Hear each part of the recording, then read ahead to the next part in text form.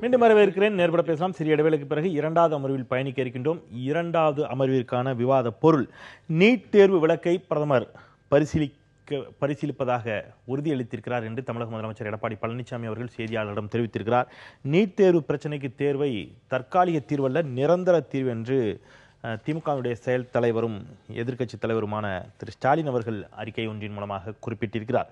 இந்த ஆண்டு இதுவரை இன்னமும் மருத்துவ கல்லூரிகளில் மாணவர்கள் சேர இயலாத நிலை நீடித்துக் கொண்டிருக்கிறது. கேள்விக்குறியாக இருக்கிறது. மாணவர்களுடைய எதிர்காலம் மிகப்பெரிய அளவில் குழப்பத்தில் மாணவர்களும் பெற்றோர்களும் தவித்துக் கொண்டிருக்கக்கூடிய ஒரு நிலையை நாம் பார்த்து கொண்டிருக்கின்றோம்.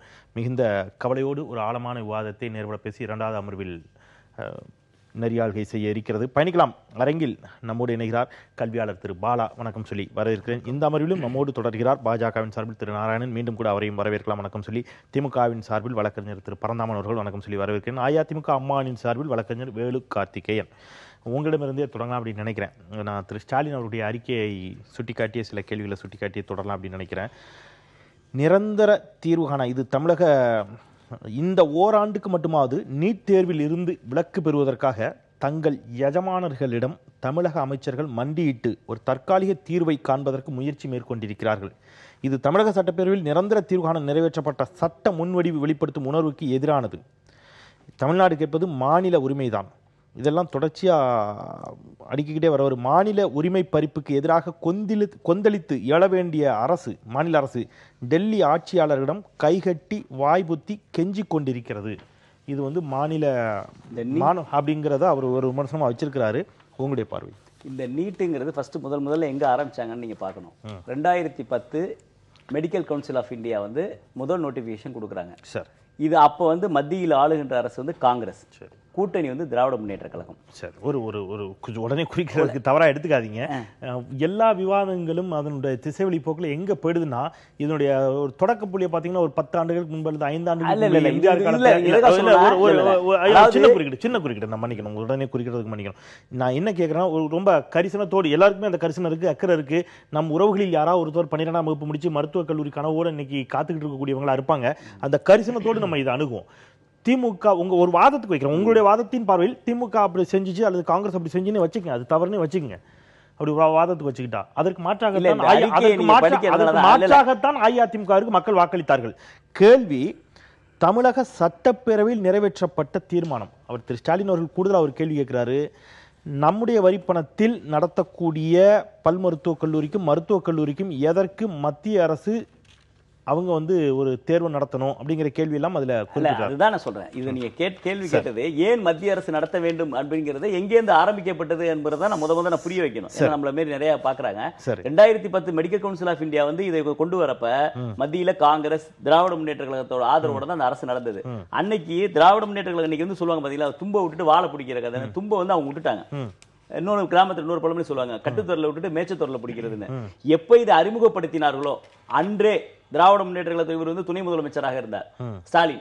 இவரும் சரி, அப்போது இவருடைய ஆதரவோட மத்திய அரசு சரி, இவர்களும் எம்சிஐ நிறுத்தி இருக்க வேண்டிய விஷயங்கள் அன்று நடத்தல. அவங்க விட்டுட்டாங்க. அதான் அன்னைக்கு அவங்க விதை போட்டுட்டாங்க, விதையை ஊட்டி தண்ணியை ஊத்தி முடிச்சிட்டாங்க.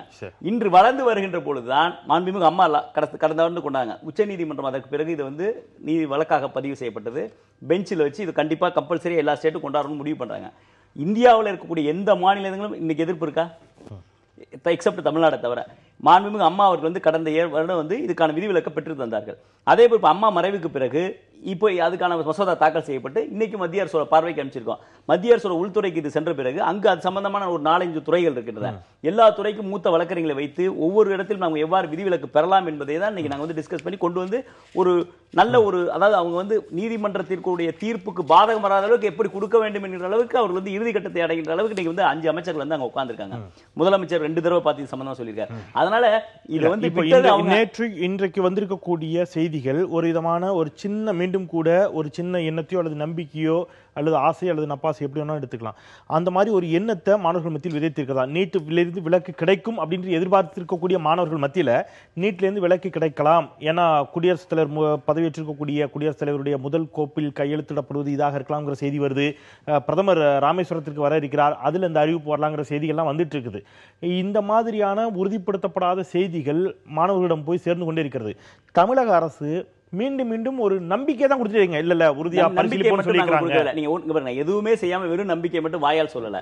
முதல்ல இந்த உச்சநீதிமன்ற தீர்ப்புக்கு பிறகு இதுக்கு நாங்க மசோதா ரெண்டு கொண்டு வந்தோம், யூஜிக்கு பிஜி கொண்டு வந்ததோடு நிறுத்தவில்லை.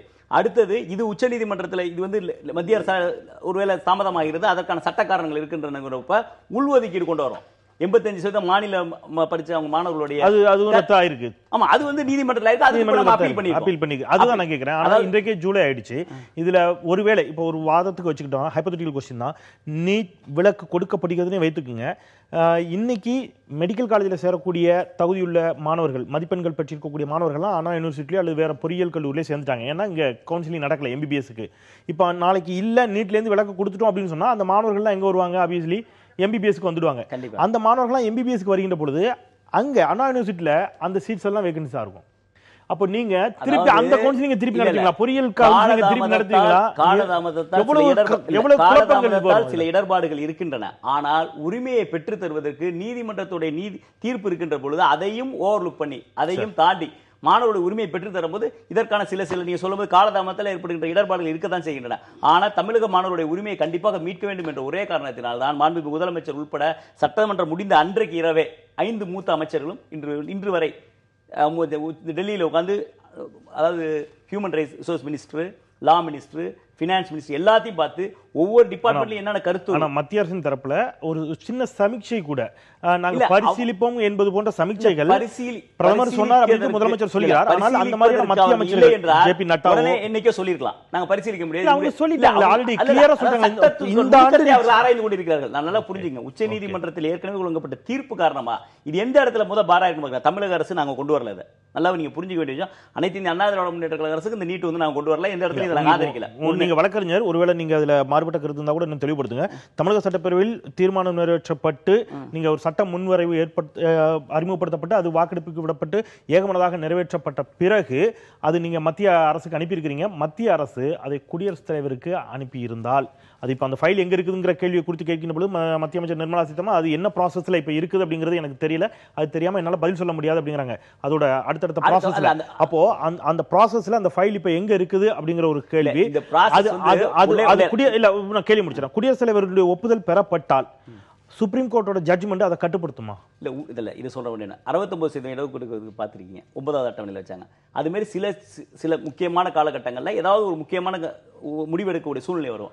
இந்த பொறுத்தவரை ப்ராசஸ் எங்க இருக்குன்னா உள்துறையில தான் இருக்கும். ஏன்னா சட்டங்கிறது உள்துறையில தான் நம்ம இருக்கும் அங்கதான் அவங்கள்ட்ட இருக்கு. மாநில அரசுக்கு தெரியுமான்னு கேட்கிறேன். கண்டிப்பா தெரியும். ஏன்னா மத்திய ஏதாவது ஒரு சட்ட சம்பந்தமாக புதிய திருத்தங்கள் வரும்போது அது அந்த உள்துறையிட்ட தான் இருக்கும். ஆனால் அந்த உள்துறை அதன் பிறகு இது உச்சநீதிமன்றத்தில் ஏற்கனவே வழங்கப்பட்ட தீர்ப்பு காரணமாக 3 துறைக்கு அவங்க அனுப்புவாங்க. அதாவது சுகாதாரத்துறை, சட்டத்துறை, இவங்க 2 பேத்துக்குமே அனுப்பிச்சு இது சம்பந்தமா கருத்துரு நம்ம நீதிமன்ற தீர்ப்பை அதாவது மதிக்கின்ற வகையில் அதே நேரத்தில் உரிமையை காக்கின்ற வகையில் இருக்க வேண்டும் என்பதற்காக தான் அவர்கள் ஆராய்ந்து கொண்டிருக்கிறார். சரி, ஓகே, அந்த இடத்துல நகரலாம்.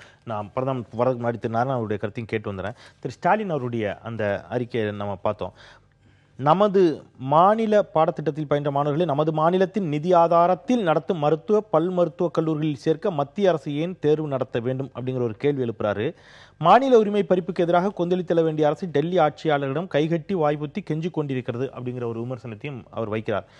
இதுல மத்திய அரசு மாநில அரசினுடைய நிதி ஆதாரத்தில் நடத்தக்கூடிய இந்த மருத்துவக் கல்லூரிகளில் ஏன் தேர்வு நடத்த வேண்டும் அப்படிங்கிற அவருடைய கேள்வியும், மாநில அரசு மத்திய அரசிடம் இந்த பிரச்சனையை எவ்வாறு அணுகி கொண்டிருக்கிறது அப்படிங்கிற ஸ்டாலினுடைய பார்வையும் நீங்க எப்படி பார்க்குறீங்க? 2013 மே மாதம் 5ஆம் தேதி நீட்டுக்கான தேர்வு ஏன் நடந்தது இந்தியா முழுவதும்? அன்னைக்கு ஆட்சியில் யார் இருந்தாங்க? அவர் சொன்னது போல் 2010 கூட விட்டுருங்க, 2011 திரு ஸ்டாலினுடைய அண்ணன் மு.க. அழகிரி மத்திய அமைச்சரவையில் இருக்கிறார், எல்லாம் நிறைய பேர் இருந்தாங்க. அப்போது இவர்களுடைய ஆட்சி இருந்தால் அது நல்லது, அப்படி இல்லைன்னா இப்போ தேர்வு ஏன் நடத்துங்கன்னு கேட்பதே தவறு. என்னை பொறுத்தவரையில் திரு ஸ்டாலின் அவர்கள் அவருக்கு இருக்கக்கூடிய இன்னைக்கு தமிழகத்தில் ஒரு திமுக போன்ற ஒரு மிகப்பெரிய கட்சியினுடைய தலைவர் இந்த அறிக்கையை கொடுத்திருப்பதே தவறு என்று நான் கருதுகிறேன். ஏன்னா எப்படி நடத்தலாம் அப்படின்னு கேட்டவங்க ஒருவேளை நாங்கள் அன்று நடத்தியதற்கு மன்னிப்பு கேட்டுக்கொள்கிறோம்னு சொல்லிட்டு சொல்லியிருந்தா கூட பரவாயில்ல. அவங்க தான் செய்த தவறு என்று அவர்கள் கருதினால், நான் சொல்லலை, அன்று நடந்தது சரிதான். ஏனென்றால் இது நீதிமன்றத்திற்கு சென்று உச்ச நீதிமன்றத்தினுடைய கான்ஸ்டிடியூஷனல் பெஞ்ச் அரசியல் சாசன அமர்வுக்கு சென்று அங்கிருந்து அனுப்பப்பட்டு மறுபடியும் இந்த வழக்கு தூசி தட்டப்பட்டு இது அல்தாமஸ் கபீர் அவருடைய கடைசி ஜட்ஜ்மெண்ட்ல தான் 70 தனியார் கல்லூரிகள் மற்றும் 2-3 மாநிலங்கள் சேர்ந்து போட்ட வழக்கில் அந்த தனியார் கல்லூரிகளுக்கு சார்பாக சாதகமா போகுது தீர்ப்பு. ஆனா அதன் பிறகு கான்ஸ்டிடியூஷனல் பெஞ்சுக்கு போய் வந்து இவ்வளவும் நடக்குது. இதை பிஜேபி கொண்டு வந்ததாக சொல்வதே தவறு. உச்சநீதிமன்றத்தினுடைய வழிகாட்டுதலின்படி அதன் பிறகு இந்த கடந்த வருடம் எங்களுக்கு 1 வருடம் நேரம் வேண்டும், 2 வருடம் நேரம் வேண்டும் என்று சொன்னதை எடுத்து உச்சநீதிமன்றத்தில் மன்றாடி கேட்டுக்கொண்டு உச்சநீதிமன்றத்தினால் கடுமையாக மத்திய அரசு விமர்சனம் செய்யப்பட்டது. நீங்கள் இது போன்று செய்வது சரியல்ல அப்படின்னு சொல்லி கெஞ்சி கூத்தாடி 1 வருடத்திற்கு விலக்கு பெற்று கொடுத்தோம். இதுதான் நடந்துச்சு. அவசர சட்டமாக கொண்டு வந்த காரணமே அதான். அந்த மாதிரி ஒரு சூழ்நிலையில ஸ்டாலின் அவர்கள் ஒரு துணை முதல்வராக இருந்தவர், படுத்த மூத்த அரசியல்வாதி, படுத்த அனுபவம் கொண்டவர். நெடுவாசல் ஆகட்டும், மீத்தேன் ஆகட்டும், கதிராமங்கலம் ஆகட்டும், காவேரி மேலாண்மை வாரியம் ஆகட்டும், வரிசை எல்லா விஷயத்திலையும் திமுக எல்லா விஷயத்தையும் செஞ்ச பிறகு இன்னைக்கு திடீர்னு தமிழ் உணர்வு திடீர்னு எங்கிருந்தோ இது தவறு, தமிழ் உரிமை பறிக்கப்படுகிறதுன்னு பேசுவது தவறு. இன்னைக்கு நீட்டை பொறுத்தவரையிலும் நான் தெளிவாக சொல்கிறேன், நீட்டு தேர்வு தேவை.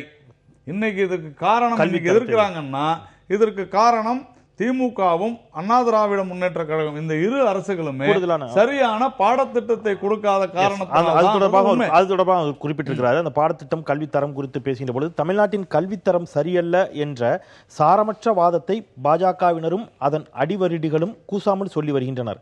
கல்வித்தரம் பற்றி பேசுவது மாநில உரிமை பறிப்பை மறைப்பதற்கு செய்கிற தந்திரமே தவிர வேறல்ல அப்படிங்கிறார். நான் என்ன கேட்கிறேன், கடந்த 6 வருஷத்துல 2011 இருந்து இன்னைக்கு மறுபடியும் அதிமுக ஆட்சி, மாநிலத்தினுடைய கல்வித்தரம் குறித்து திரு ஸ்டாலின் அவர்களோ திமுகவை சார்ந்தவர்களோ கேள்வி எழுப்பவில்லையா?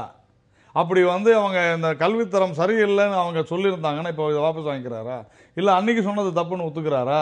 அதனால ஒவ்வொரு இஷ்யூ வரும் பொழுதுமே அதுக்கு தகுந்த மாதிரி பேசுவது தவறு. தொடர்ந்து சென்ற வாரம் கூட இந்த கல்வி விவகாரத்துல கல்வித்துறையில மிகப்பெரிய ஊழல் நடந்திருப்பதாக குற்றச்சாட்டே வந்திருக்கிறது. சொல்லிருக்கிறாங்க, ஸ்டாலின் தான் சொல்லிருக்கிறாரு. நான் என்ன கேட்கிறேன், இப்படி முன்னுக்கு பின் முரணாக பேசுவது, அன்னன்னைக்கு சூழ்நிலைக்கு தகுந்த மாதிரி பேசுவது என்பதை திமுகவினுடைய செயல் தலைவர் ஸ்டாலின் அவர்கள் மாற்றிக்கொள்வது தமிழக நலனுக்கு நல்லது. திருப்பரந்தாமன், அதாவது எனக்கு கொஞ்சம் டைம் கொடுங்க. ஏன்னா 2 பேரும் சில விஷயத்தை சொல்லியிருக்கிறாங்க. முதல்ல திரு நாராயணன் அவர்கள் சொன்ன கருத்துக்கு இந்த அறிக்கையே தேவையில்லாதது, இன்னும் சொல்ல போனால் வருத்தம் தெரிவிச்சிருக்கணும் அப்படிங்கிற மாதிரி அறிக்கை கொடுத்திருந்தா, மன்னிப்பு கேட்டிருக்கணும் அப்படின்ற ஒரு பொருள் பொதிந்து அறிக்கை கொடுத்திருந்தா நல்லா இருக்குன்னு சொல்றாரு. அது அவருடைய விருப்பம். ஏன்னா தவறு செஞ்சு மன்னிப்பு கேட்கக்கூடியவங்க அவங்க இடத்துல வேணா இருக்கலாமே தவிர, இது மன்னிப்பு கேட்க வேண்டிய அவசியமோ இல்லது இதுக்கான காரணங்கள் திமுகவோ மற்ற கட்சிகளோன்றதை சொல்ல வருவதற்கு முன்னாடி 2 விஷயம். நீங்கள் தவறு செஞ்சீங்களா, நான் தவறு செஞ்சீங்களான்னு சொல்லி நாம் லாவணி பாடுறதுக்கு விட்டுட்டு, நீங்கள் சொன்னீங்க பார்த்தீங்களா மாணவர்களுடைய நலனில் கன்சர்ன், அந்த கன்சர்ன் இருக்கிற காரணத்தினால தான் ஒரு சின்ன ஒரு பின்புலம் இந்த பேக் பின்னோக்கி போகணும். இந்த ஹிஸ்டாரிக்கல் பேக்ரவுண்டு வழக்கறிஞர் சொன்னது மாதிரி மெடிக்கல் கவுன்சில் ஆஃப் இந்தியா நான் நிறைய இடத்துல அதை சொல்லியிருக்கிறோம், இதே விவாதங்களில் கூட சொல்லியிருக்கிறோம். பட் இது ரொம்ப முக்கியமான தருணம். அதை சொன்னால் தான் அது கம்ப்ளீட் ஆகும் நான் கண்டக்ட் பண்ணுறேன். எனக்கு பின்னாடி நீங்கள் டைம் கொடுக்கலன்னா பரவாயில்ல, இதை நான் சொல்லிடுறேன். Medical council of India 2010 notification கொடுத்ததுன்னு சொல்கிறார், உண்மை. 2010 திராவிட முன்னேற்ற கழகம் இங்கே ஆட்சியில் இருந்தது, உண்மை. ஆனால் இன்னைக்கு இருக்கக்கூடிய விருந்துக்கு சாப்பிட போன இவங்க விசேஷம் பண்ணுற மாதிரி ஒரு கதை விட்டுட்டு இருக்காங்க பாருங்க. டெல்லிக்கு போனவங்க இவங்க ஜனாதிபதி பதவியேற்பு விழாவுக்கு போனவங்கள தவிர அந்த நீட்டுக்காக ஒன்றும் விசேஷமா போல. இல்ல பேசுறேன், நான் சொல்லிடுறேன். நீ ப்ளீஸ் தயவுசெய்து நோட் டவுன் பண்ணீங்க, நான் குறிச்சிட்டு இருக்கேன் பாருங்க. அது மாதிரி நீங்க குறிச்சிட்டு சொல்லுங்க. இது தவறு கிடையாது, உண்மை தான். விசேஷத்துக்கு போனவங்க நீங்க விருந்துக்கு போனவங்க விசேஷமா கதை பேசுறீங்க, அவ்வளவுதான். விட்டுடுங்களேன், தயவுசெய்து விடுங்க. நீ குறிச்சிங்க சார், அப்புறமா நீங்க என்ன வேணா கண்டம் பண்ணுங்க, அதை பத்தி ஒன்றும் கவலை இல்லை. கருத்துக்கு சொல்றோம் நம்ம, அவ்வளவுதான். அதாவது நான் சொன்ன வார்த்தை நான் மாற்றம் கிடையாது. இவங்க விருந்து சாப்பிட போனவங்க தான், இவங்க விசேஷம் இருக்கதா சொல்லி கதை விட்டாங்க. வேற medical council of India 2010 notification கொடுத்துச்சு. அன்னைக்கு முதலமைச்சராக இருந்த கலைஞர் இந்த மெடிக்கல் கவுன்சில் நோட்டிஃபிகேஷன் எதிர்த்து கோர்ட்டுக்கு போனார். ஏன்னா பொது நுழைவுத் தேர்வு தமிழ்நாட்டில் ரத்து செஞ்சவர் கலைஞர், சமச்சீர் கல்வி முறையை கொண்டு வந்தார். இன்னைக்கு நாராயணன் அவர் சொல்ற மாதிரி 2011 அப்புறம் கல்வி தரத்தை பத்தி திராவிட முன்னேற்ற கழகத்தினுடைய செயல் தலைவர் பேசியிருக்கிறாரான்னு கேட்டா 2011 இருந்து அதிமுக அரசாங்கத்துல கல்வித்தரம் குறைந்திருக்கிறதா அவர் தினம் சொல்லிக்கிட்டு இருக்காரு. 2010 தான் லாஸ்ட் சிலபஸ், அப்கிரேடட் சிலபஸ் பேசியிருக்காரான்னு கேட்கல, பேசியிருக்காரு அவர் சொல்றாரு. சொல்லுங்க, என்ன விட்டுடுங்க. 2010 நீங்க தவறா கன்வே பண்ணிருக்கீங்க, அதுக்காக சொல்றேன். நீங்க அவர் சொல்றது பேசியிருக்காரான்னு கேட்கல, அவரும் பேசியிருக்கிறார். கல்வித்தரம் குறைந்திருக்கிறதுங்கிறத பாஜக மட்டும் சொல்ல, ஸ்டாலின் அவர்களும் பேசியிருக்கிறார். எனவேதான் நீட் அவசியம் அப்படிங்கிறார் அவர். ஆமா, இன்னைக்கு இந்த மாதிரி சொல்லாதீங்கன்னு சொல்றாரு. நீட் அவசியமா அவசியம் இல்லன்னு அப்புறம் போவோம் சார், அது வேற டாபிக், அது வேற பாயிண்ட்ல பேசுறேன். இப்ப நான் சொல்றது வந்து யார் காரணங்கள் சொல்ல வராங்களே, எந்த கவர்மெண்ட் டிஃபெண்ட் பண்ணிருக்குன்ற விஷயத்தை நான் இங்க கிளாரிஃபை பண்ணி ஆகணும். 10ல வந்த நோட்டிபிகேஷன் கலைஞர் சேலஞ்ச் பண்றாரு கோர்ட்ல, இங்கிருந்து சுப்ரீம் கோர்ட்டுக்கு போகுது. சுப்ரீம் கோர்ட் போகும்போது 2013ல சார் சொன்ன மாதிரி அல்டாமஸ் கபீருடைய ஜட்ஜ்மெண்ட் என்னன்னா, இந்த நோட்டிபிகேஷன் ஸ்ட்ரக் டவுன் பண்றாங்க. ஒரு பொது நுழைவுத் தேர்வு, இந்த நீட் எக்ஸாமினேஷன் தேவையில்லாத ஒண்ணுன்னு சொல்லிட்டாங்க. இன்னும் சொல்ல போனா மாடல் காலேஜினுடைய ஜட்ஜ்மெண்ட் இன்ன வரைக்கும் இருக்கு. இன்ன வரைக்கும் சுப்ரீம் கோர்ட்டினுடைய மாடல் காலேஜினுடைய ஜட்ஜ்மெண்ட் என்ன சொல்லுதுன்னா, கல்வி பற்றின விஷயங்கள்ல மாநில அரசினுடைய அந்த நடவடிக்கைகள்ல அட்மிஷன்ஸ்ல அந்த ரைட்ல தலையிடக்கூடாதுன்னு சொல்லியிருக்கு. அது வேற, இது லீகல் டெக்னிக்காலிட்டிக்குள்ள நான் போக விரும்பல. 13 last judgement supreme court chief justice கொடுத்தது நீட் தேர்வு தேவையில்லைன்னு சொல்லி முடிஞ்சு போச்சு. பிறகு 14ல பார்லிமெண்ட் எலெக்ஷன் வருது. அதுக்கப்புறம் இந்த கவர்மெண்ட் சார்ஜ் எடுக்கிறாங்க. அப்புறம் சூமோட்டோவாய் இந்த ரிட் பெட்டிஷனை வந்து எடுத்து இன்னொரு அமைப்பு வந்து என்ன பண்றாங்க நல்லா புரிஞ்சுக்கணும். எல்லாருமே வந்து ஒரு விஷயத்தை வந்து இதுல வந்து விட்டுறோம். இந்த நீட் கேஸ் முடியல, இந்த நீட் கேஸ் கன்ஃபார்மா ஃபுல் ஜட்ஜ்மெண்ட் கொடுக்கல, இந்த கேஸ் பெண்டிங்ல இருக்கு. இன்ட்ராக்கலி அப்ளிகேஷன்ல ஒரு இடைக்கால ஆணையில தான் இந்த தீர்ப்புகள் மூலமா தான் இந்த எக்ஸாமினேஷன் நடந்துட்டு இருக்க தவிர இந்த மெயின் கேஸ் நடத்த வேண்டிய கட்டாயம் இன்னைக்கு சுப்ரீம் கோர்ட்ல பெண்டிங்ல இருக்கு. அப்படி இருக்கும்போது இன்னொரு அமைப்பு வந்து ஒரு ஆர்கனைசேஷன், ஆந்திராவில் இருக்கக்கூடிய ஆர்கனைசேஷன், அவங்க என்ன சொல்றாங்க, நீங்க நீட் எக்ஸாமினேஷன் வந்து நீங்க கண்டக்ட் பண்ண சொல்லி ஒரு ஆர்டர் போட சொல்றாங்க. ஏற்கனவே இருக்கக்கூடிய ஜட்ஜ்மெண்ட்ல ரிவ்யூ அப்ளிகேஷன் போட்டு பெண்டிங்ல இருக்கும்போது ஒரு இடைக்கால உத்தரவா தான் இதை கொடுக்குறாங்க. ஒண்ணு நாங்க என்ன கேட்கிறோம்னா, நீங்க சார் பேசும்போது நீங்க கேட்ட கேள்விக்கு அவர் சொன்னது, இந்த மசோதா எங்க இருக்குதுன்னு தெரியுதா அப்படிங்கிற ஒரு தேடுதல். இந்த மசோதா நாளைக்கு வந்து நிறைவேறுச்சுன்னா இது சரியா இருக்குமா, சுப்ரீம் கோர்ட்டுடைய தீர்ப்புக்கு இது முரண்பட்டு ஆகுமானா, மசோதா நிறைவேறுச்சுன்னா இது மெயின் கேஸினுடைய வழக்கு நடவடிக்கைக்குள்ள இது போயிடும். அதனால வந்து இப்ப இந்த மாநில அரசுடைய வேலை என்ன தெரியுங்களா, இப்ப பெண்டிங்ல இருக்கக்கூடிய உச்சநீதிமன்றத்தில் இருக்கக்கூடிய அந்த வழக்கை இது மாநில அரசாங்கத்தினுடைய உரிமைகளை மீறக்கூடிய இடத்துல இருக்கு சார். ஒரே ஒரு இடத்துல தான் சார் மத்திய அரசு வருது. லிஸ்ட் 3ல வந்து சொல்லப்பட்ட கன்கரண்ட் லிஸ்ட் கல்வி இல்லைன்னு சொல்லல. ஆனால் ஆரம்ப கல்வியும் உயர்கல்வியும் அப் டு +2 வரைக்கும் கல்வி கொடுக்க வேண்டிய பொறுப்பு, கல்லூரிகள் அட்மிஷன் போடுற வரைக்கும் ஒரு பொறுப்பு அரசியல் சாசனத்தின்படி மாநில அரசுக்கு மட்டும்தான் இருக்கு. 65 பிரிவின் படி ஸ்டாண்டர்ட் ஆஃப் ஹையர் எஜுகேஷன் சொல்றாங்க. அங்கதான் யூஜிசி எல்லாமே கல்லூரிகள்லாம் வருது, அங்கதான் சென்ட்ரல் கவர்மெண்டோட ரோல் பிளே ஆகுது. நீங்க ஸ்டாண்டர்ட் ஆஃப் எஜுகேஷன் நீங்க இன்க்ரீஸ் பண்றதுக்கோ இம்ப்ரூவ்மெண்ட் பண்றதுக்கோ மத்திய அரசு என்ன வேணா நீங்க சஜஷன் சொல்லலாம். ஆனா 12வது முடிச்ச பிறகு அட்மிஷனே நான் தான் பண்ணுவேன்னு சொல்றது ஒரு தப்பு. ரெண்டாவது இன்னொன்னு ஃபைனலா முடிச்சிடும், ஏன்னா அதுக்கப்புறம் வேற மாதிரி போயிடும். அதாவது இன்னைக்கு வந்து பாலாவோட கருத்து கேட்டு வந்துறேன், பாலா கருத்து கேட்டு வந்துறேன். பாலா இல்ல கம்பேர் இடைவேளைக்கான நேரம் வந்து கண்டிப்பா வாங்குறேன், கண்டிப்பா வரேன். எல்லாருக்கும் சமமான நேரம் நிச்சயமாக பகிர்ந்தளிக்கப்படும் அந்த இடத்துல. திருபாலா, இதுல யாருக்கு தவறு இல்லைங்கிறத தாண்டி அபார்ட் ஃப்ரம் தி பாலிடிக்ஸ், நீட்டுக்கான வாய்ப்பு எத்தனை சதவீதம், விலக்கிற்கான வாய்ப்பு, நீட்டிலிருந்து விலக்கு பெறுவதற்கான வாய்ப்பு இன்னமும் இருக்கிறதா? சீஃப் மினிஸ்டர் சொல்லக்கூடிய வாதம்ங்கிறது பிரதமர் உறுதியளித்திருக்கிறார், பரிசீலிப்பதாக சொல்லியிருக்கிறார் அப்படிங்கிற அந்த கருத்தை பார்க்கக்கூடிய மாணவர்கள் எவ்வாறு புரிந்து கொள்ள வேண்டும்? அவங்க தங்களை அடுத்த கட்டத்துக்கு எப்படி தயார்படுத்திக்கணும்? இல்லை, முதல்வர் அப்படி சொல்லியிருக்கிறது மாணவர்களுக்கு நம்பிக்கையை நிச்சயமாக ஏற்படுத்தாது. ஏன் அப்படின்னா, ஜனவரி மாதமே இங்கே வந்து தமிழக சட்டமன்றத்தில் வந்து தீர்மானம் நிறைவேற்றி நீட்டுக்கு வந்து விலக்கு கோரி தீர்மானம் நிறைவேற்றி அதை வந்து மத்திய அரசு பிரசிடெண்ட்டோட ஒப்புதலுக்காக அனுப்பிட்டாங்க. அதுக்கப்புறம் இவங்க போய் 2 தடவை 3 தடவை போய் சந்தித்தது எல்லாமே நடந்துகிட்டே தான் இருந்தது. ஆனாலும் பார்த்தீங்கன்னா மே மாதம் வந்து தேர்வு வந்து நடந்துச்சு, சரிங்களா? அதுக்கப்புறம் தேர்வில் நிறையா குளறுபடிகள் இருந்தது, அதெல்லாம் 2ஆம் பட்சம். திரும்ப இவ்வளோ நாள், இப்போ ஒரு 6 மாதம் 7 மாதம் ஒரு மாநில சட்டமன்றத்தோட தீர்மானத்துக்கு மதிப்பு கொடுக்காத சூழ்நிலையில் இப்போ வந்து இவங்க போய் 5 பேரும் அங்கே சந்தித்த உடனே பிரதமர் வந்து அதை பாசிட்டிவாக கன்சிடர் பண்ணுவார் அப்படின்னு எதிர்பார்க்க முடியாது. ஸோ இதில் வந்து மாணவர்களுக்கு வந்து இன்னும் இப்போ ஏற்கனவே என்ன நிலைப்பாட்டில் இருந்தாங்களோ அதே மாதிரியான நிலைப்பாட்டில் தான் இருக்கும். இன்னும் சொல்லப்போனால் மத்திய அரசு இதில் தீவிரம் காட்டுறதை பார்க்கையில் இன்னும் நீட்லேருந்து விலக்களிக்கிறதுக்கான வாய்ப்பு இருக்கிற மாதிரி தெரியல. ஸோ முதல்வரோட பேச்சு வந்து நம்பிக்கை கொடுப்பதாக இல்லை. சரி, ஒரு நிமிஷம். இப்போ சட்டப்பேரவையில் ஒரு தீர்மானம் நிறைவேற்றப்பட்டிருக்கிறது. இந்த சட்ட நுணுக்கங்களுக்குள்ளாக சட்டப்பேரவை தீர்மானத்திற்கு அரசியலமைப்பு சட்டம் கொடுத்திருக்கக்கூடிய வேல்யூ என்னவா இருக்குது? இந்த சட்டப்பேரவையில் ஒரு சட்ட முன்வரைவு கொண்டு வரப்பட்டு நீட்டிலிருந்து எங்களுக்கு விலக்களிக்கணும் அப்படின்னு சொல்றாங்க, தீர்மானம் நிறைவேற்றிருக்காங்க, அல்லது அவசர சட்டம் கொண்டு வரப்படலாம் அப்படிங்கிற ஒரு செய்தி இப்போ வந்துட்டு இருக்குது. அதுவும் அதிகாரப்பூர்வமான செய்தி இல்லை. இது கொண்டு வரப்பட்டால் நீட்டிலிருந்து விலக்கு பெறுவதற்கான சட்ட ரீதியிலான உரிமை மாநில அரசுக்கு எந்த அளவுக்கு இருக்குதா நீங்க நினைக்கிறீங்க?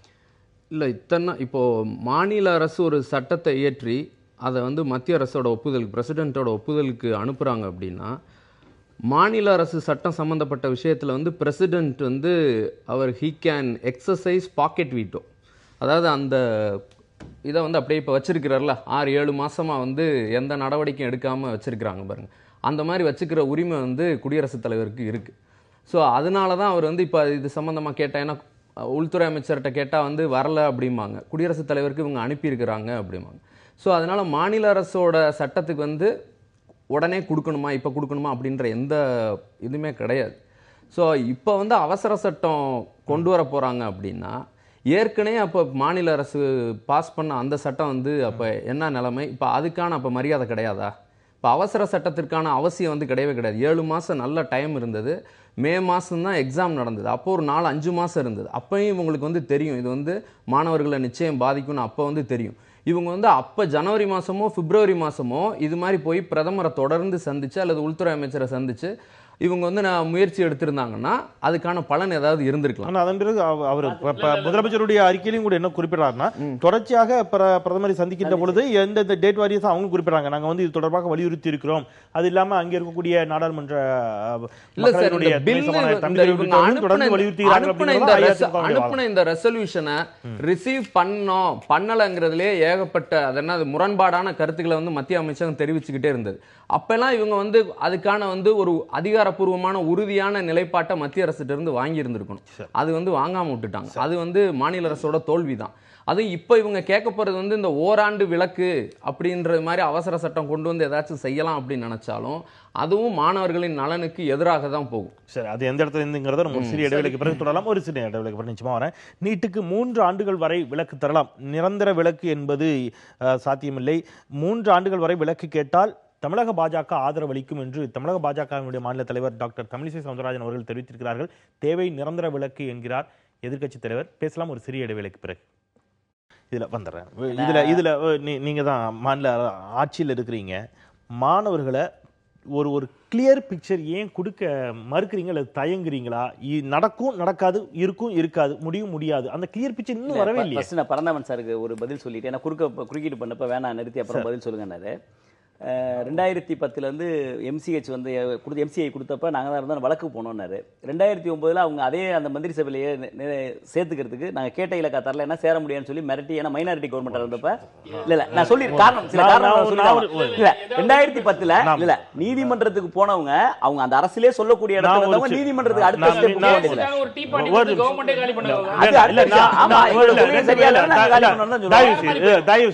நம்ம வந்து இல்ல ஒரு நிமிஷம் திருவள்ளுவர், 2 பேருமே வழக்கறிஞர்கள், 4 ஆளுமைகளுமே துறை சார்ந்த பார்க்கக்கூடிய அரை மணி நேரம். இந்த ஆண்டு நீட் விவகாரத்துல மாணவர்களுக்கு இந்த அரசு சொல்ல போது என்ன, அதை நீங்க கன்வே பண்ணீங்கன்னா கொஞ்சம் உதவியா இருக்கும். மாணவர்கள் என்ன செய்யணும்? இது முதல்ல இந்த அரசாங்கத்துல ஜனவரி மாசம் நம்ம அசம்பிளி கூடின பிறகு இந்த பிறகு நாங்க தீர்மானம் போட்டு அனுப்பிச்சோம். அதன் பிறகு எங்களுடைய முதலமைச்சர் அவர்கள் மாண்புமிகு முதலமைச்சர்கள் சென்று போய் இது சம்பந்தமா வலியுறுத்தி சொல்லிட்டு வந்தாங்க. அதுக்கு பிறகு எங்க அமைச்சர் சுகாதாரத்துறை அமைச்சர் வந்து இது சம்பந்தமா சேர்ந்து அந்த அவர் மனித சுகாதாரத்துறை அமைச்சர்கிட்ட பேசி இந்த தமிழ்நாட்டில் நாங்கள் குறிப்பா தனியார் கல்லூரியில் இருக்கக்கூடிய அரசாங்கத்தோட சீட்டையும் அரசாங்கத்துக்கு சம்பந்தமான சீட்ல மட்டும் நீட் வேணாம், மற்றதுக்கெல்லாம் கூட நீங்க தனியார் அவங்க நீட் கொடுங்க அப்படின்னு சொல்லி ஒரு வேல்யூபிள் பாயிண்ட் சொன்னோம். அதை கூட இது உச்சநீதிமன்றத்தில் இது மாதிரி ஆங்கிள் நீங்க அப்ரோச் பண்ணாமே நல்லா இருக்குமே அப்படின்லாம் சொல்லி டிஸ்கஷன் வந்துச்சு. ஒவ்வொரு துறை சம்பந்தமா இது இந்த உள்துறைக்கு போன பிறகு எந்தெந்த துறையில் இது கருத்து கேட்பாங்களோ அந்த அது கருத்து சம்பந்தமா ஒன்று இருக்கக்கூடிய கிளாரிஃபிகேஷன் மூத்த வழக்கறிஞர்கள் பூரா அழைச்சிட்டு போய் நாங்கள் வந்து டிஸ்கஸ் பண்ணி எங்களுடைய சுகாதாரத்துறை அமைச்சர் சுகாதாரத்துறை செயலாளரும் 5 நாட்கள் அங்கேயே தங்கியிருந்து பார்த்தாங்க. இன்னொன்று ஒரு சின்ன கேள்விதான். கடந்த ஆண்டு நீட்டிலிருந்து விலக்கு பெறுவதற்கே போராடி உச்சநீதிமன்றத்திடம் சென்று ரெக்யூஸ்ட் பண்ணி இந்த ஓராண்டுக்கு மட்டும் என்று விலக்கு கொடுக்கப்பட்டது. சரி, ஜெயலலிதா அவர்கள் அப்பொழுது உயிரோடு இருந்தார். அப்பவே வந்து கிளியரா தெரியும் அடுத்த ஆண்டு நீட்டு உறுதியா இருக்கும் அப்படிங்கிறது எல்லாரும் சொல்லப்பட்ட ஒன்று.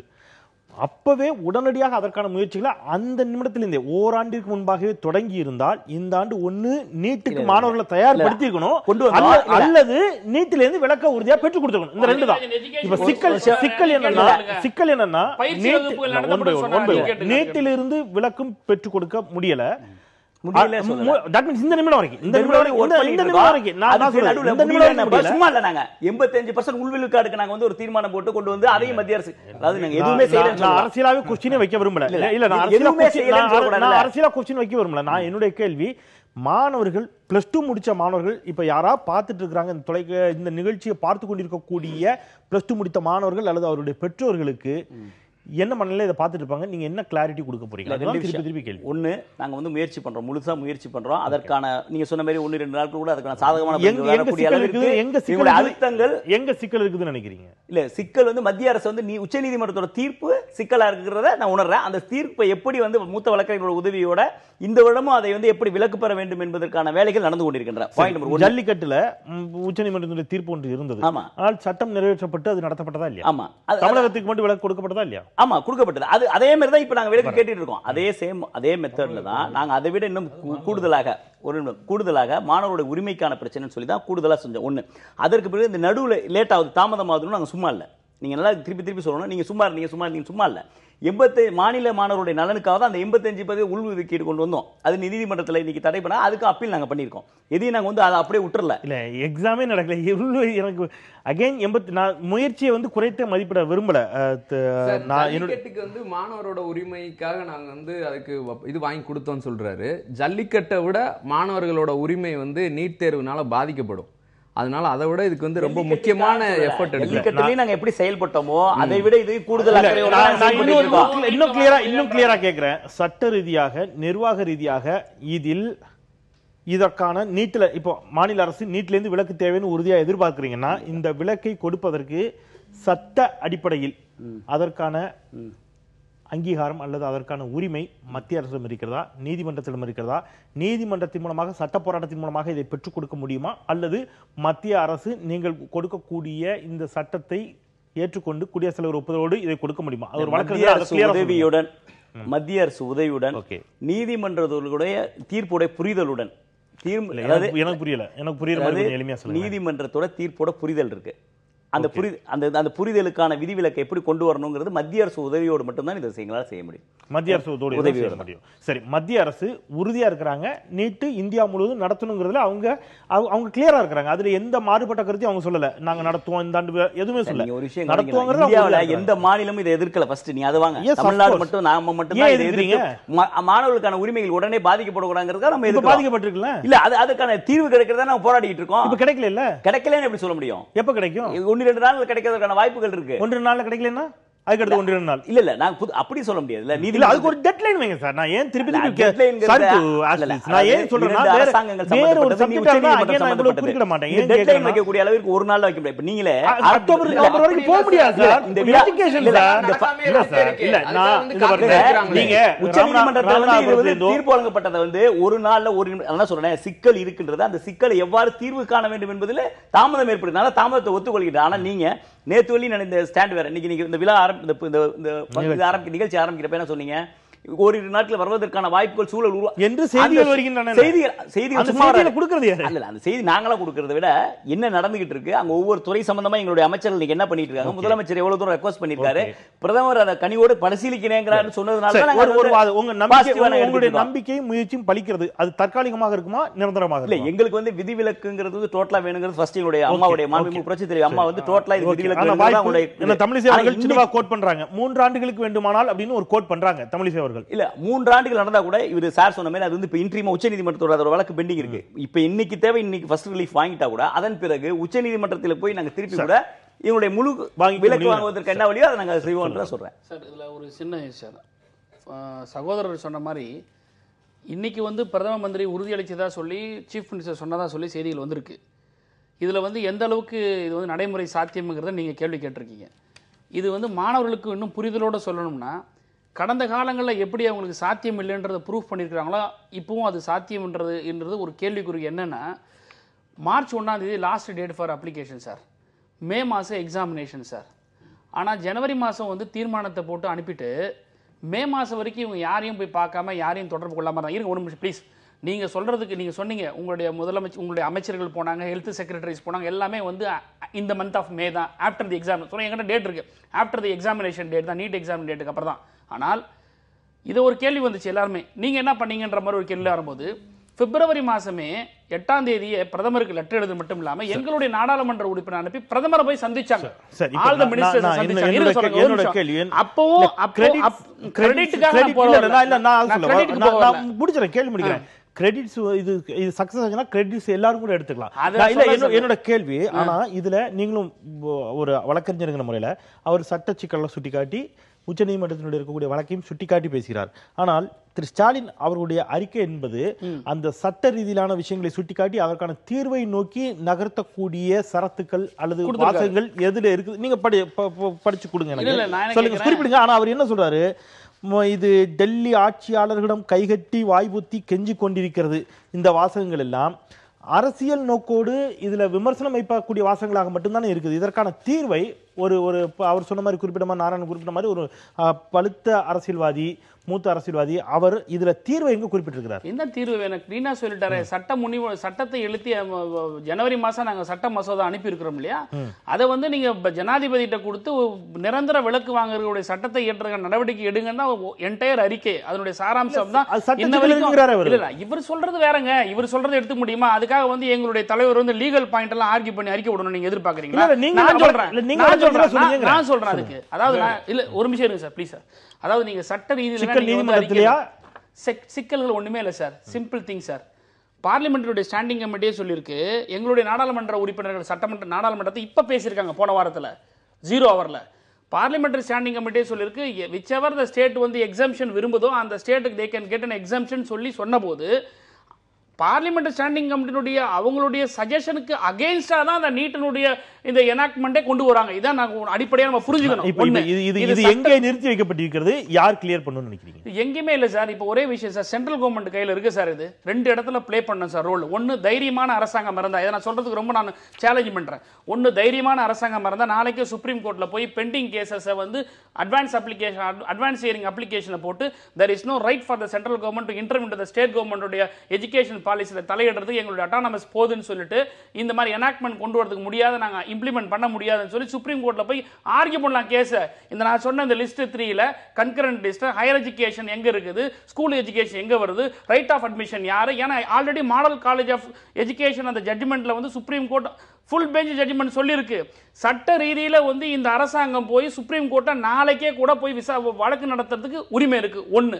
ரெண்டாவது, தமிழ்நாட்டினுடைய மாநில உரிமைகள்ல வந்து தலையிடுறதுக்கு அதிகாரம் கிடையாதுன்னு சொல்லி இவங்க சட்டம் முன்வடிவு கொடுத்திருக்கு. அதை வந்து அழுத்தம் கொடுக்கணும். உங்களுடைய டியூட்டி என்ன? ஒரு மாநில அரசாங்கம் கொடுத்த பிறகு சந்திக்கிறாரு. என்ன சார் இது? நீங்க அடிக்கிற மாதிரி அடிங்க, நான் வந்து அழுகிற மாதிரி அழுகிறேன்னு எவ்வளவு நாள் சார் காத்துட்டு அது பேசினா அவர் திருப்பி அகைன் பழைய ஹிஸ்டரிக்கு போவாரு. அதுதான் கேள்வி. இவங்களுக்கு இருக்கக்கூடிய மிருக பலம், இவங்க இருக்கக்கூடிய நாடாளுமன்ற உறுப்பினருடைய பலத்தை வைத்துக்கொண்டு இவங்க என்ன செய்யலாம்னா ஓவர் நைட்ல they can get an assent from the president of India.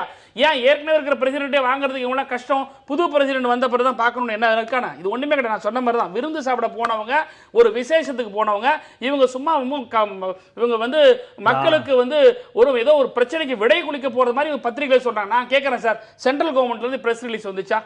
Central government இதுகிட்ட வந்திருக்கா? முதலமைச்சருடைய வார்த்தையை நம்ம ஏத்துப்போம், ஒரு ஆனரபிள் சீஃப் மினிஸ்டருடைய வார்த்தையை நம்ம ஏத்துக்கலாம். அகைன் திருப்பி அதான் ஸ்டேட் கவர்மெண்ட்டுக்கும் சென்ட்ரல் கவர்மெண்ட்டுக்கும் இருக்கக்கூடிய அதிகாரங்களை சுட்டிக்காட்டி கேள்வி வைத்தால் ஒருவேளை பரந்தாமல் கோவப்படக்கூடும். இல்ல இல்ல சொல்லுங்க, நான் கோவப்படல. கேளுங்க.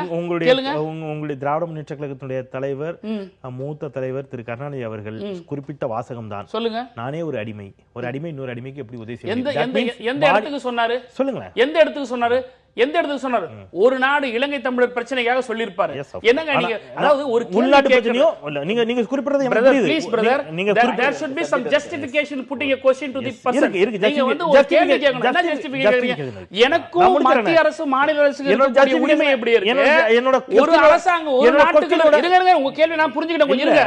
இன்னொரு நாட்டுக்கு இருக்கக்கூடிய அரசாங்கத்துக்கும் இந்த நாட்டுக்கு இருக்கக்கூடிய அரசாங்கம் முடிங்க. நான் சொன்னது கேளுங்க. நான் ஒரு அடிமை அப்படின்னு சொல்றது மாநில அரசு சொல்றாரு. மாநில அரசு மத்திய அரசிற்கு கட்டுப்பட்டு தான் இருக்கிறது இந்த அரசியலமைப்பு சட்டத்தில் அப்படிங்கிற வாதத்தை வச்சுட்டா அப்படின்னு சொல்லிட்டா மறுபடியும் கேட்கறேன். உங்களை நான் கேள்வி கேட்கறேன். எதற்காக வைத்தாரு? மாநிலத்தினுடைய உரிமை மத்திய அரசு கிட்ட கேட்கக்கூடிய இடத்துக்காக சொன்னாரா? அத ஒரு இலங்கை தமிழர் பிரச்சனைக்கு ஒரு நாடும் இன்னொரு நாடு இந்திய அரசாங்கம் இது வந்து ஒரு அரசாங்கம் அல்லது இன்னொரு நாடுன்ற பிரச்சனையில பார்த்து கொண்டிருக்கிற இடத்துல ஆஸ் ஏ மாநில அரசா என்ன உரிமைகள் இருக்குன்றது அதான் சொல்றாரு. ஆனா இந்த இடத்துல MCA 2010 நோட்டிபிகேஷனை சேலஞ்ச் பண்ணி சுப்ரீம் கோர்ட்ல ஆர்டர் வாங்கின கலைஞர் அன்னைக்கு சொன்னாரா? நான் ஒரு மாநில இருக்க இந்த கான்செப்ட் செந்தில் நீங்க சொல்ற கான்செப்ட் இது தப்பு. இந்த கான்செப்ட் இதுக்கு பொருந்தாது. இது பொருந்தும். முதுகெலும்பு இல்லாத கவர்மெண்ட்டுக்கு போய் இப்படி ஒரு கேள்வி கேட்டு நீங்க வந்து முட்டு கொடுக்க தேவையில்லை. நீங்க தயவு செய்து இப்படியான கேள்வி எல்லாம் முட்டு கொடுக்க வேணாம். முதுகெலும்பு இல்லாத கவர்மெண்ட் இந்த அறிக்கையை வச்சு தான் பேசுறோம். இதுலயே பாத்தீங்கன்னா இந்த 3வது பக்கத்துல கடைசி பேரால நாடு முழுவதும் ஒரே தேர்வு என்ற கிளிப்பிள்ளை போல சொல்லிக் கொண்டிருப்பவர்கள் இந்த புதுச்சேரி ஜிப்மர் பற்றி வாய் திறக்காது இருக்கிறார்கள். விதிவிலக்கு தந்தது ஏன்? அந்த மருத்துவக் கல்லூரிகளோட ராஜீவ்காந்தி பொது மருத்துவமனை, சென்னை மருத்துவர்கள் எந்த வகையில் தரம் குறைந்துன்னு கேட்டிருக்காரு. அது சாதாரணமா கேட்கலாம். ஆனா யார் கேட்கிறாங்க அப்படின்னு சொன்னா 2008 ஆக்ட், ஜிப்மர் ஆக்ட் 2008 வருது. அந்த 2008 தான் அதை அட்டானமஸா உள்ள கொண்டு வராங்க. மெடிக்கல் கவுன்சிலுக்கு அதுக்கு சம்பந்தம் இல்லை அப்படின்னு. இப்படி அவர்கள் ஆட்சியில் இருக்கும் பொழுது, மத்தியிலும் சரி மாநிலத்திலும் சரி இருக்கும் பொழுது உதவி செய்திருக்கிறார்கள், கூடவே இருந்திருக்கிறாங்க. அவங்களுக்கு தெரியாத அன்னைக்கு இந்த ஆக்டில் நீங்கள் இதையும் சேர்த்துங்க, இந்த காலேஜில் சேர்த்துக்க வேண்டியதானே. நான் என்ன கேட்குறேன், தவறு அதுதான் நான் சொல்ல வரேன். இவர்கள் செய்ததை நான் தவறு என்று சொல்லவில்லை. ஆனால் இன்றைக்கு இது தவறு என்று சொல்பவர்கள் அன்னைக்கு செஞ்சதை நாங்கள் தப்பு செஞ்சுட்டோம், அன்னைக்கு நாங்கள் மன்னிப்பு கேட்குறோம் செஞ்சதுக்கு ஏன் கேட்க மாட்டேங்கிறாங்க? எப்பவுமே ஒரு ஆர்குமெண்ட் வச்சதுன்னா நீங்க வந்து 1947 இப்படி போறாங்களே தவிர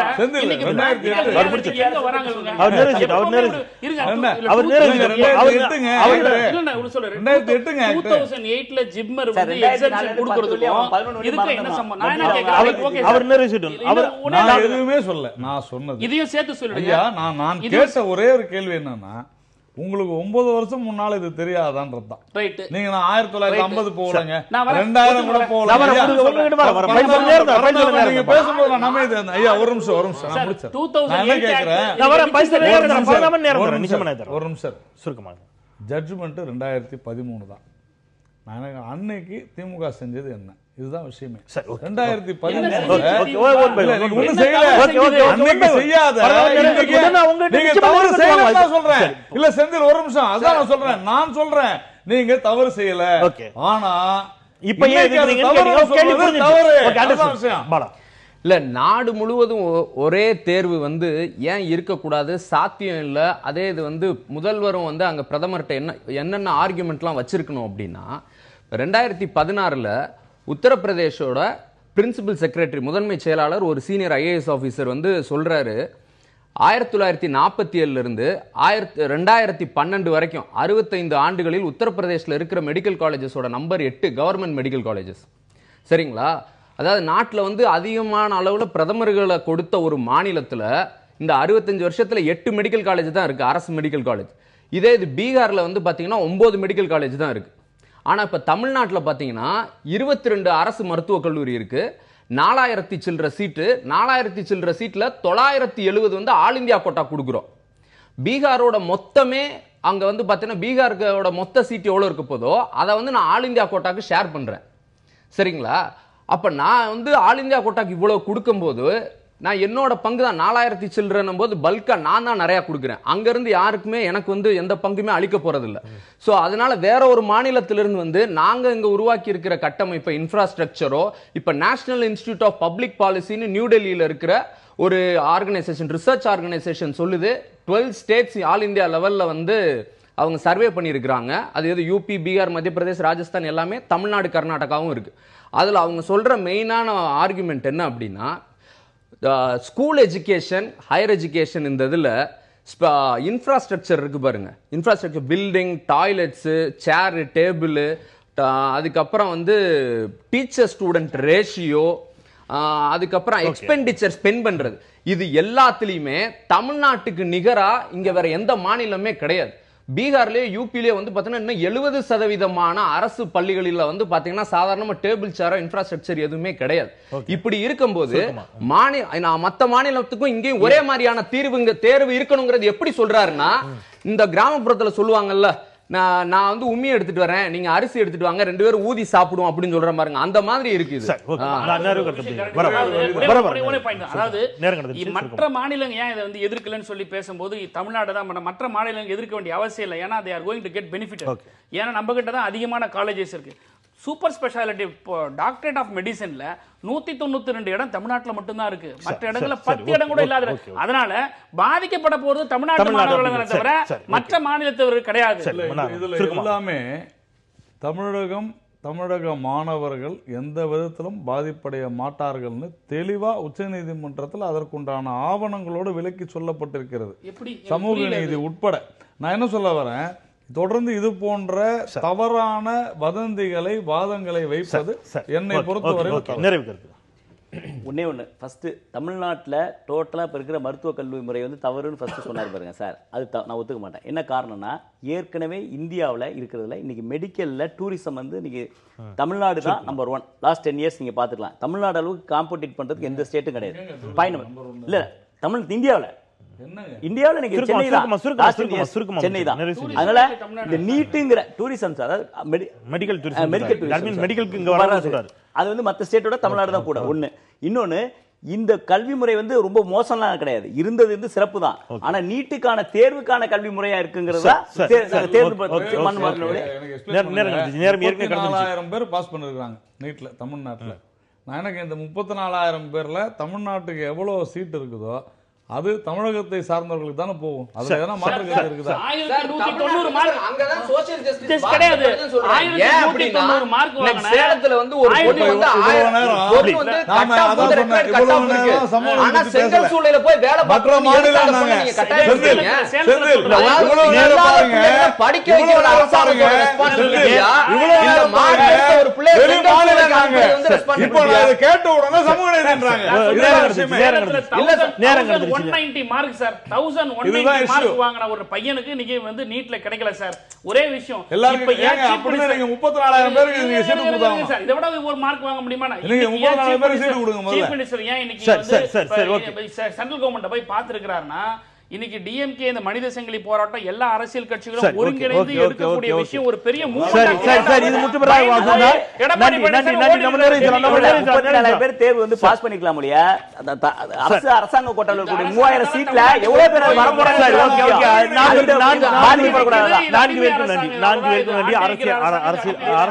அரசியல் குறித்த மாறுபட்ட கருத்துக்கள் தொடர்ந்து இந்த தளத்தில் வைக்கப்பட்டுக் கொண்டேதான் இருக்கின்றன. ஆனால் எது எப்படி ஆகினும் மாணவர்களுடைய எதிர்காலம் பாதிக்கப்பட்டு விடக்கூடாது என்ற கரிசனத்தோடு இந்த பிரச்சனைக்கு விரைவில் ஒரு நல்ல தீர்வு, சுமூக தீர்வு எட்டப்பட வேண்டும். அது மாணவர்களின் நலனை பாதிக்காத வகையில் அவருடைய எதிர்காலத்தை சிறப்பாகவும் வளமாகவும் ஆக்கக்கூடிய விதத்தில் இருக்க வேண்டும் என்ற நம்பிக்கையோடு நிறைவு செய்யலாம். அச்சம் தவிர்த்து நெஞ்சம் நிமிர்த்தி மற்றும் ஒரு நேர்பட பேசில் சந்திக்கின்றேன். நன்றி, வணக்கம்.